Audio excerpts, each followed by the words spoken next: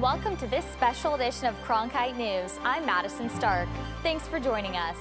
Tonight, news stories from our Money Beat, reports on new business opportunities, trade, and funding sources that are fueling the Arizona economy.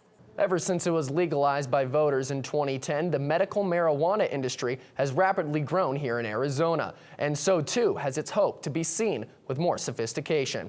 Cronkite News reporter Tim Johns is live outside one dispensary in Central Phoenix. Here outside Nirvana Center, you won't see the word marijuana on their signs. And inside, the medicinal pot is named after common foods to help patients decide what to buy. Bubblegum, ice cream, vanilla bean. You may know these as everyday food items, but would you be surprised to learn that they're actually different strands of marijuana? Max Schell helps to run the marketing team at Nirvana Center. Schell says that as the medical marijuana industry has become more mainstream, dispensaries are increasingly moving to more user-friendly terminologies than those used in the past. I think that people are definitely becoming more socially accepting of cannabis and its uses, and I feel like when people see names like green crack or marijuana, it kind of throws them off a little bit. The idea is that by moving to softer marketing terms, the industry will attract new customers who might otherwise be wary of marijuana. And it seems to be working. Estimates for last year show the medical marijuana industry in Arizona to now be worth over $360 million, a whopping 37% increase over 2016. And for patients, this shifting attitude is welcomed because they say it helps to destigmatize the industry that helps get them the medicine that they need. The disconnect of an actual drug that you don't exactly necessarily want to take, but replacing it with the name that's kind of fun and, kind of cool. Governor Doug Ducey announced today Buckeye will be home to a new manufacturing plant. Abdel Jimenez shares the details on this company. Nikola Motor Company announced Buckeye will house its corporate headquarters and manufacturing facility. The 500-acre development site will manufacture Nikola's hydrogen electric semi-trucks. The company says more than 2,000 jobs will be added to the West Valley. That will bring more than $1 billion in capital investment by 2024. And we needed a workforce that could be hired quickly. To hire 2,000 jobs is a very difficult thing. And not just 2,000 any jobs, these are 2,000 jobs that need to be trained. Milton says Governor Doug Ducey's entrepreneurial spirit was another reason for the move to Arizona. The company plans to reduce its emissions to zero starting from the construction of the site to the manufacturing of the trucks. The mayor of Buckeye, Jackie Meck, says his town is attractive to developers. I always say that we have a lot of dirt. People can come out there. We're 600 square miles. Construction for Nikola in the West Valley is expected to be completed by 2019. In Phoenix, Abdel Jimenez, Cronkite News. A new paper from the Goldwater Institute says boosting minimum wage has an often overlooked impact on taxpayers. In a case study based on Arizona's Department of Developmental Disabilities, the paper notes that without proper training to help low-wage workers, Arizona's minimum wage hike will either result a greater taxpayer burden or diminish quality of service.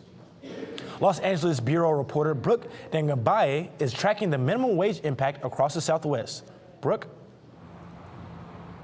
Thanks, Chancellor. Both Arizona and California increased their minimum wage by 50 cents this year. The concern with the increase is that it may cause employers to eliminate jobs. I visited McDonald's with self-serve technology in Inglewood, not far from here, and found out this automation has not replaced traditional jobs yet.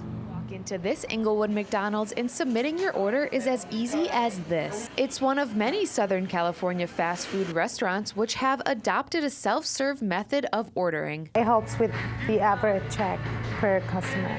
Although sales are increasing because customers enjoy this technology, experts worry it can reduce employment in the future. Find substitutes, usually technological substitutes. On January 1st, California's minimum wage rose to $11.50 for businesses under 26 people and $12 for larger companies. With minimum wage rising, experts say it's possible to see more jobs replaced by technology. Meanwhile, Pepperdine University economics professor Ron Batchelder says those that remain will become more competitive. It is not going to be a good policy by and large for less skilled workers.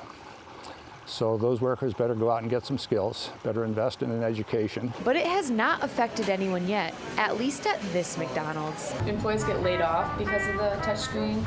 Oh, no, not at all. With California's minimum wage expected to rise to $15 by 2022, Batchelder argues in the long run, low-wage workers like those at McDonald's may start to see themselves left out if they do not develop new skill sets. You're going to sort out the weaker workers, and they're going to tend to be let go, and you're going to shrink your labor force. And as technology advances, the employment landscape will undoubtedly continue to see change.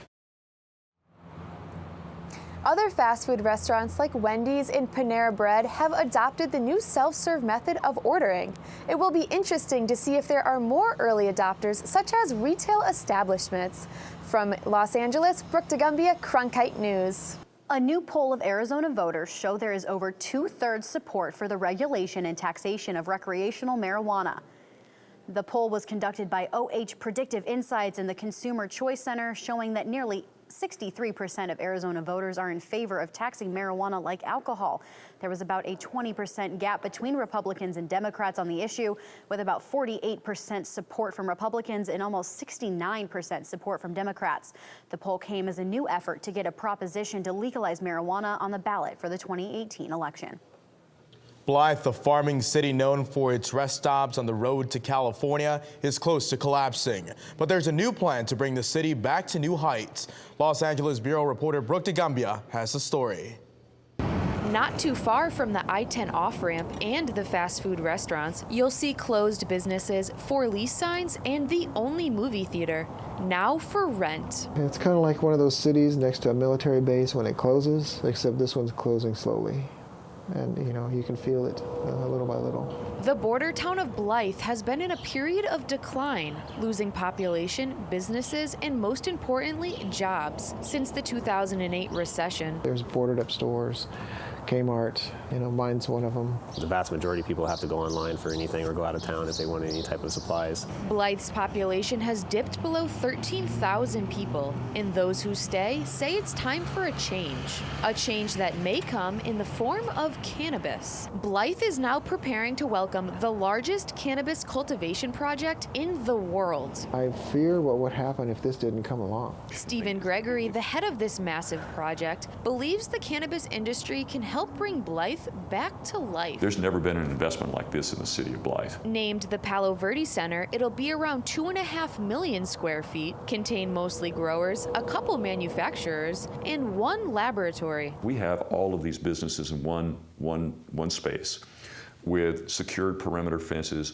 24/7 security, armed security. We're even having robots that patrol the property. With a budget of over $300 million, Gregory says Blythe was the right place for the project. It has the lowest tax regimen in California and cheap land, costing $3 per square foot. But that's not all. Blythe sits right on the Colorado River, providing farmers with more than enough water for this project. But not everyone agrees that bringing cannabis to the city is a good thing. They think that, okay, we lost Walmart, but now we're going to have this great product called marijuana, which is a gateway to many other drugs. They're not sure if this is going to be the savior, but we need something, and they're hoping this is it. Despite those who oppose it, the plan is expected to bring in over $1 million to Blythe each year. In Blythe, Brooke DeGumbia, Cronkite News.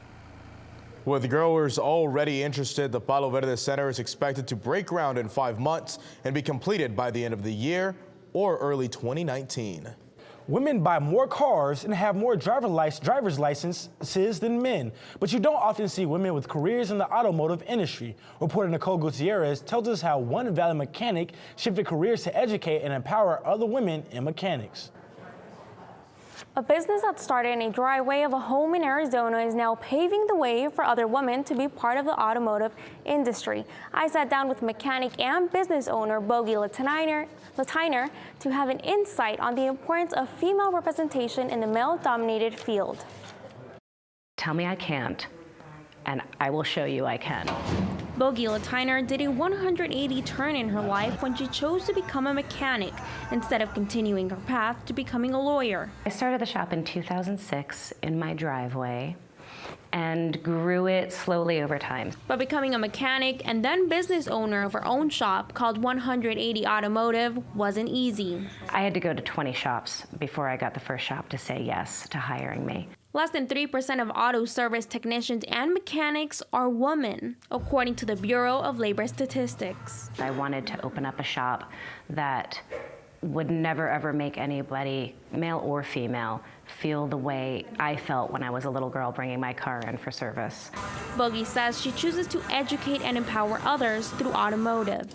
To come in a judgment-free, low-pressure environment where they're going to get treated respectfully, but also to create opportunities for other women in the trades. We make a point of seeking out female apprentices and raising them up into technicians. We have women service advisors, we have women technicians, so you're pretty much just free to do your job and not have to worry about trying to prove yourself in this industry. The shop itself represents a mission. Promote the trades in general as a valid, respectable career path and create more opportunities for women in the trades. Really to support and to empower women in general has always been my passion. Breaking into a male-dominated industry hasn't been easy for Bogey, but she says representation matters when it comes to paving the way for others. You can tell a little kid till you're blue in the face that they can grow up to be anything they want to be. But until they see somebody who looks like them doing it, they don't actually believe it. Not only is Bogey the owner of a shop mostly operated by women, but she's also the host of an international show called All Girls Garage that airs on the Velocity channel. In the broadcast center, Nicole Gutierrez, Cronkite News.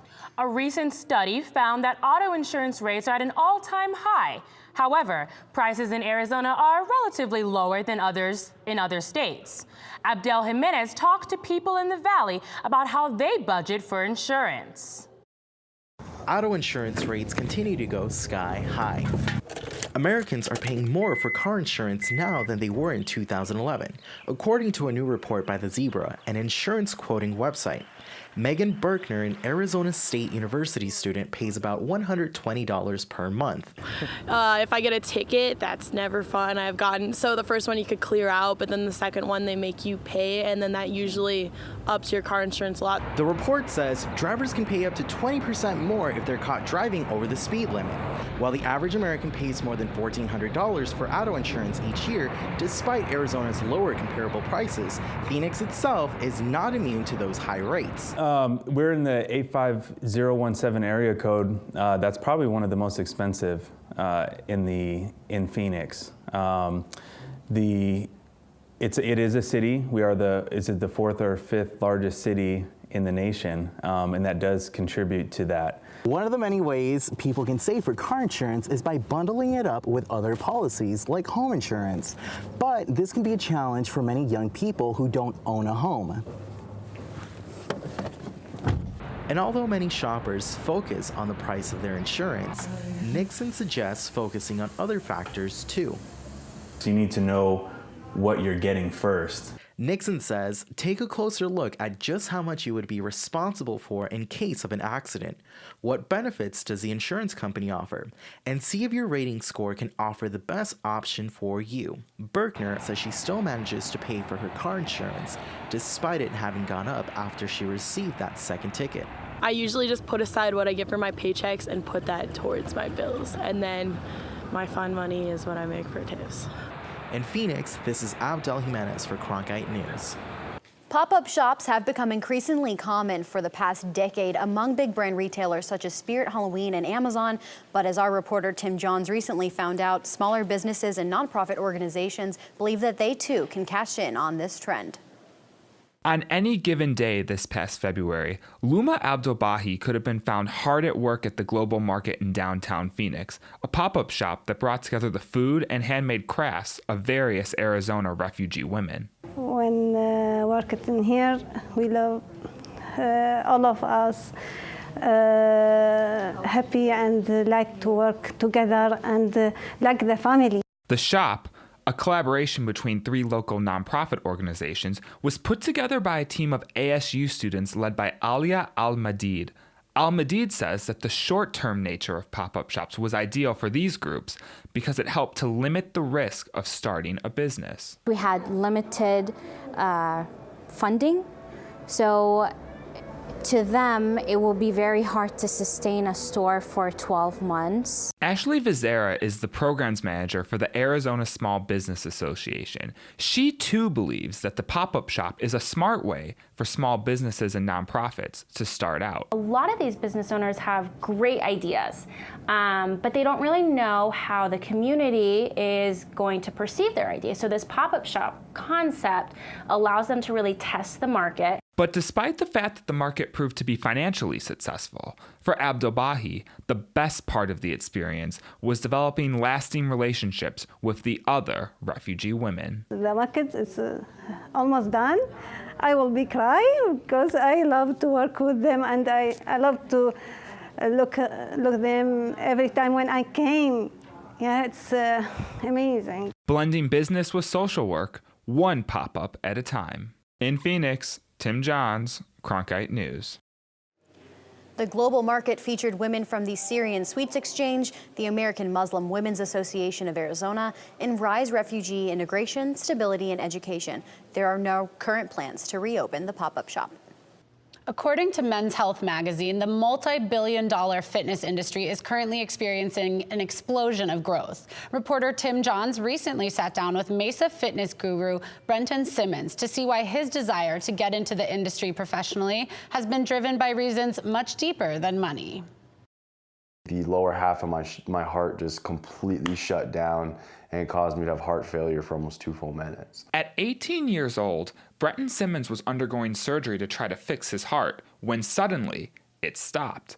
Simmons has Wolff-Parkinson-White syndrome, a congenital disorder that causes problems with the electrical system of the heart. I didn't really know how to scientifically explain it, but they said call it a miracle, call it whatever you want, but basically it started beating again on its own. Doctors told Simmons never to work out again, but Simmons felt that he was given a second chance at life and wanted to help others get theirs too.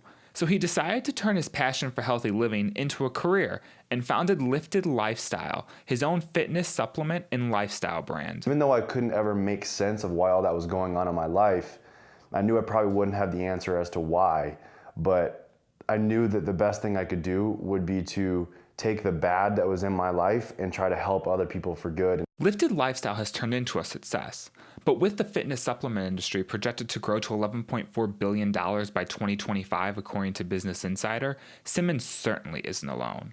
However, it's his character that his supporters say will help him take the company to the next level. I see a man of principles and values, and this is a business that oftentimes is rife with, I'd say, everything from sort of outright fraud to, I would say, quasi-unethical practices. And so I know with Brenton, he has a commitment to quality, to truthfulness, to honesty. And despite his success, Simmons says that he works hard to make sure that some things in the company will always stay the same. We have to make sure that we never lose sight of why we started this company in the first place. A source for inspiration. In Mesa, Tim Johns, Cronkite News. The demand for plant-based foods is rising, and 2 long-term vegans in the Valley decided to start their own business because of it. I went to visit the newest all-vegan grocery store in Glendale to talk to the owners about how they plan on staying successful. Well, I'm a longtime vegan, and it is something that Phoenix desperately needs. After Sandra McKee and her husband took a trip to the vegan hotspot of Portland, they were inspired to start their own company, Veggie Rebellion. So we chose Glendale because there's nothing. Like, this is the vegan wasteland. There's no vegan restaurants. There are no grocery stores. McKee says even though other places carry vegan options, people would be willing to travel for an all-vegan store. Aubrey King, who switched to a vegan lifestyle a year ago, says the drive would be worth it. As a vegan, all of that would be so accessible in one spot, so I would be able to just get everything just as much. And it's specifically geared towards vegans. According to Innova Market Insights, businesses that promoted vegetarian or vegan accounted for 17% of all product launches in the U.S., compared to 6% 5 years ago. And while Scottsdale was recently named the 8th best vegan-friendly city in the country, one economist believes that this West Side opening could be a hit or miss. Being the only vegan grocery store in the area might be a signal that nobody needs a vegan grocery store in the area, or it might just be that that's the very last thing that was needed for the areas. But Rudiger believes that it could also be the start to something big. One store always needs to make the start for something else to develop. The owners of Veggie Rebellion say they are embracing their individuality. We have products that nobody carries in the state, nobody carries in the Western Hemisphere. Like there's a lot of products that we deal with directly that nobody can find anywhere else in Arizona. McKee says the majority of their product comes from a national distributor, but she personally reads every label to ensure her stock meets all expectations. Alternative milk products are seeing a rise in demand across the country. However, the traditional dairy industry is still popular among a little over half of consumers. Brooke DeGumbia spoke with advocates on both sides of the issue and has more in Los Angeles. The modern way to consume much of the recommended daily calcium and nutrients is now through milk alternatives, an industry expected to top $16 billion in revenue this year. The nutritional benefits of the protein that everyone seems to be concerned about and the calcium and vitamin D, they're right on par with dairy. Kippy Miller started the first non-dairy ice cream franchise in the world in Venice, California, and she believes diets should contain choices. Non-dairy is interesting in that it's coconuts and it's almonds and it's pecans and it's hemps and it's soy and it's God, I can't even think of all of the alternative, right? Whereas dairy's just one perspective. Millennials and Generation Z in particular are straying away from dairy because of digestive problems, along with environmental and health concerns. I'm not vegan or really even dairy-free, but I do, even at coffee shops, I tend to buy like the almond milk or the coconut milk instead. It just makes me feel better. Although the trend for leading a plant-based diet continues, customers are still sticking to the traditional milk regimen. About half of the U.S. population still uses milk and dairy as their main source of protein. I grew up on it, and it's just normal for me to have dairy every day. And within some dairy consumers, raw milk is gaining popularity. Raw milk is the primal dairy food. It is the baseline. That's the origin, and then from there is processed dairy. Raw milk is only legal for sale in 13 states, including California and Arizona. It's not pasteurized, meaning the milk doesn't go through the heating process to kill certain bacteria. But some argue that process kills the nutrients in cow milk. Organic Pastures has seen about a 5% increase in sales annually, and they also launched their raw cheese in Sprouts Farmers Market last year. In Fresno, Brooke DeGumbia, Cronkite News. Currently, there are 8 farms in Arizona that produce raw milk. This type of milk usually ends up having a higher cost than regular milk for consumers. Some people can't afford to pay rent or their electricity bills, and many of those get help from federal programs. Cronkite News reporter Madison Miller explains how President Trump's new budget will support dozens of Arizona families who struggle financially. Gail Williams is the mother of a 5-year-old boy and relied on a federal grant through the Annual Leave Mesa Camp program to help pay some living expenses. She is now on the board and is relieved funding for other families will continue under President Trump's 2019 budget. Turned out to be a blessing in disguise. I really got a lot of help with Mesa Camp, and I was able to get rental utility assistance to really get me back on my feet. President Trump's proposed budget for rental and utility assistance in community block grant programs has been facing elimination as being low performing or ineffective. But the final budget restored $28 million to state and federal programs, such as A New Leaf. The nonprofit has 12 locations throughout Arizona. Helping families with utility assistance, rental assistance. We help with weatherization programs, financial wellness programs. We have workforce development, and any additional referrals that local Mesa residents may need.